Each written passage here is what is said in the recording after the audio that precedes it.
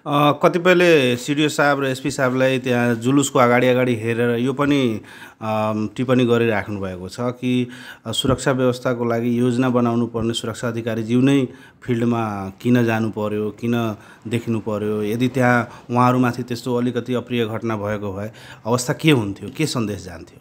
त्यसो भन्नेहरूलाई मेरो स्पष्ट जवाब छ, कृपया तपाईँ यो चाहिँ बजाइदिनु होला। त्यसो भन्नेहरूलाई मेरो स्पष्ट जवाब छ, हिजो प्रमुख जिल्ला अधिकारी र सुरक्षाका प्रमुखहरू फिल्डमा नगएको भए स्थिति भयावह हुन्थ्यो।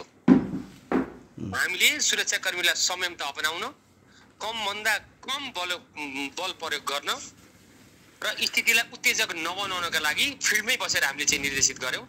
त्यसैको कारणले गर्दा त्यसो 10-15 हजारको सङ्ख्यामा रहेको प्रदर्शनकारीको बिचमा देखिएको जुन चाहिँ एक किसिमको विवाद र विग्रह र एक किसिमको झडपको अवस्था थियो, त्यो अवस्थाले पनि त्यत्रो ठुलो क्षति हुन पाएन। यद्यपि दुःखद कुरा हो, केही के अरे धनको क्षति भयो, सम्पत्तिको क्षति भयो, तोडफोड आगजनीका कुराहरू भए, तर सुरक्षाकर्मीको संयमताको कारणले गर्दा जनको क्षति हुन पाएन, ह्युमन क्याजुअलिटी हुन पाएन भन्ने कुरालाई यो पक्षलाई पनि हेरिदिनका लागि तपाईँलाई यो प्रश्न गर्ने मान्छेहरूलाई म जवाफ दिन चाहन्छु। पछिल्लो वीरगञ्जको कर्फ्यूको विषयमा र वीरगञ्जको ताजा अपडेट र अवस्थाको बारेमा जानकारीका लागि हामीसँग हुनुहुन्छ अहिले पर्साका प्रमुख जिल्ला अधिकारी गणेश अर्याल।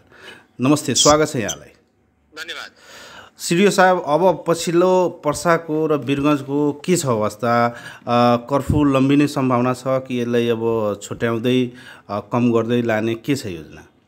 यसो छ, अब हिजोको घटनाको सम्बन्धमा हामी सबै बसेर आज बिहान 7 बजेदेखि बेलुकी 9-8 बजेसम्म खास गरी आज 13 घन्टा बसेर हामीले चाहिँ दिनभरि छलफल गऱ्यौँ। राजनीतिक दलका पदाधिकारीज्यूसँग छलफल गऱ्यौँ, हिजोको आयोजक साथीहरूसँग कुरा भयो, मुस्लिम समुदायका साथीहरूसँग कुरा भयो, हामीले एक्लै पनि कुरा गऱ्यौँ र सामूहिक हिसाबले पनि कुरा गऱ्यौँ।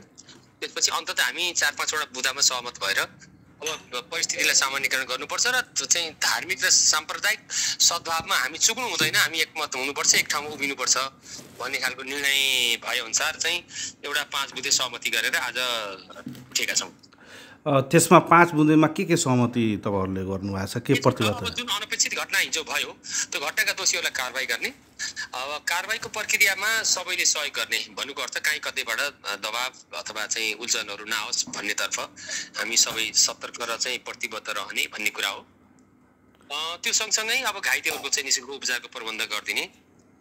यस्तो वीरगञ्जमा विभिन्न धार्मिक सम्प्रदायहरूले आफ्नो धार्मिक पर्व परम्परा अनुसार चाहिँ विभिन्न कार्यक्रमहरू गर्नुहुन्छ। त्यसमा चाहिँ हात हतियारहरू अब चाहिँ अलिकति हतियारजन्य पदार्थहरू चाहिँ प्रदर्शन र प्रयोग नगर्ने भन्ने कुरा भएको छ।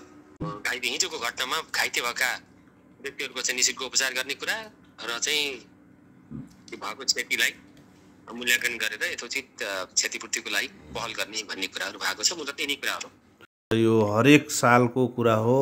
हनुमान जयन्तीमा तपाईँको सूर्य हस्पिटल, श्रीराम हल हस्पिटल एरियामा चाहिँ यो हरेक पटक हरेक वर्ष यस्तो घटना भइरहेको छ।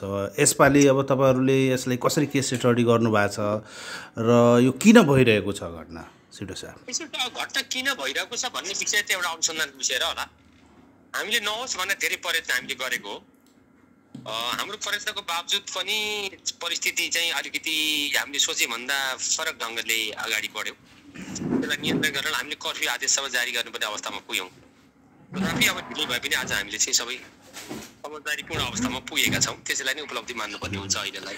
कतिपयले यो पनि विश्लेषण गरिराख्नु भएको छ, टिप्पणी गरिराख्नु भएको छ कि यहाँको सुरक्षा व्यवस्था कमजोर र फितलो र जुन किसिमको तयारी गर्नुपर्थ्यो पूर्व तयारी त्यो नभएर गर्दाखेरि यो घटना भयो। उहाँहरूले तपाईँको जवाब के रहन्छ? यस्तो भन्नेहरूले विगतको इतिहास पनि पल्टाएर हेर्नुपर्छ। विगतमा गल्ती भएको थियो भने अहिले पनि गल्ती भयो भनेर चाहिँ गल्तीको छुट हुँदैन। हामीले पर्याप्त सुरक्षाको प्रबन्ध हामीले गरेकै हो। सुरक्षाको हाम्रो सिङ्गो टिम फिल्डमा गएर हामी परिचालित भएकै हो। तर केही हरेक कार्यक्रमहरूमा यस्तो खालको चाहिँ अनपेक्षित र चलन चल्तीको भाषामा भन्दा घुसपेठियाहरूको चाहिँ कुराहरू हुन्छ। हामीले नसोचेको कुराहरू देखियो त्यहाँ भयो। त्यसलाई चाहिँ आयोजकको तर्फबाट, सुरक्षाको तर्फबाट अथवा अन्य हिसाबले चाहिँ त्यसलाई तत्काल नियन्त्रण गर्ने सन्दर्भमा हामी सबै कतै न कतै हामी चुक भयौँ भन्ने कुरालाई चाहिँ स्वीकार गर्यो भने समाधान निकाल्न सकिन्छ। त्यसैले यो कसैलाई आरोप प्रत्यारोप गर्ने विषय अथवा हिजो ठिक भएको थियो आज गलत भयो भन्ने विषय चाहिँ होइन।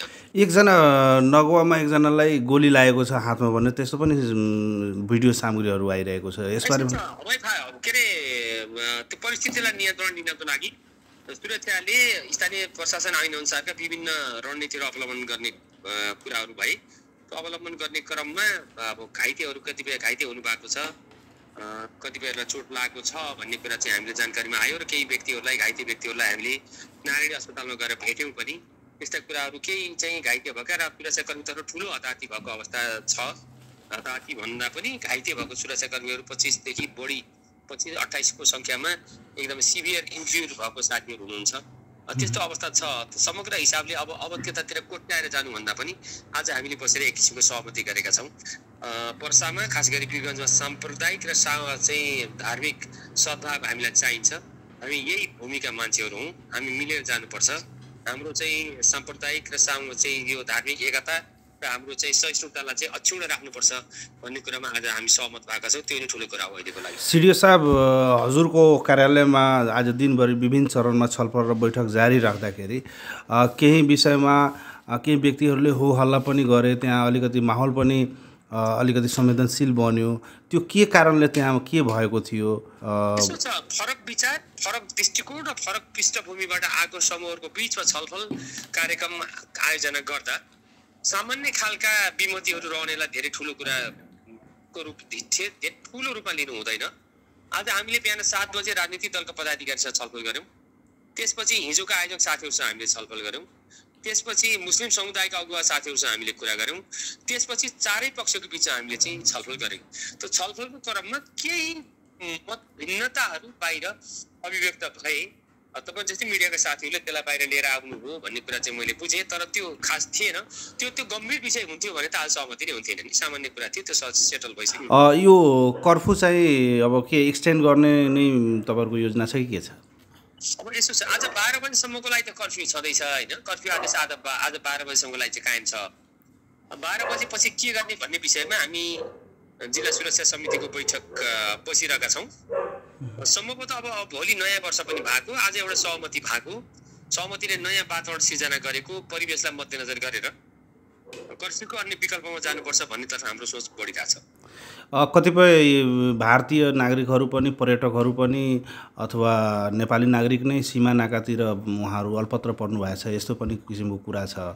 नयाँ वर्ष मनाउन आइराख्नु भएको छ। उहाँहरूको लागि भोलिको 1 गते वैशाख 1 गतेको लागि यहाँको सुरक्षा व्यवस्थाको तपाईँहरूको नीति अथवा यो कर्फ्यूलाई कसरी सानो एरियामा बनाउने त्यस विषयमा केही छलफल भएको छ कि? भोलिको होइन, हामी त आज पनि त्यसरी पर्यटक भारतीय अथवा अन्य तेस्रो मुलुकबाट आउने पर्यटकहरूको व्यवस्थापनको लागि, सहज व्यवस्थापनको लागि स्कटिङ गरेरै हामीले चाहिँ गन्तव्यसम्म उहाँलाई पुर्याउने अथवा कर्फ्यू एरियाभन्दा बाहिर उहाँहरूलाई चाहिँ पुर्याउने काम हामीले गरेका छौँ।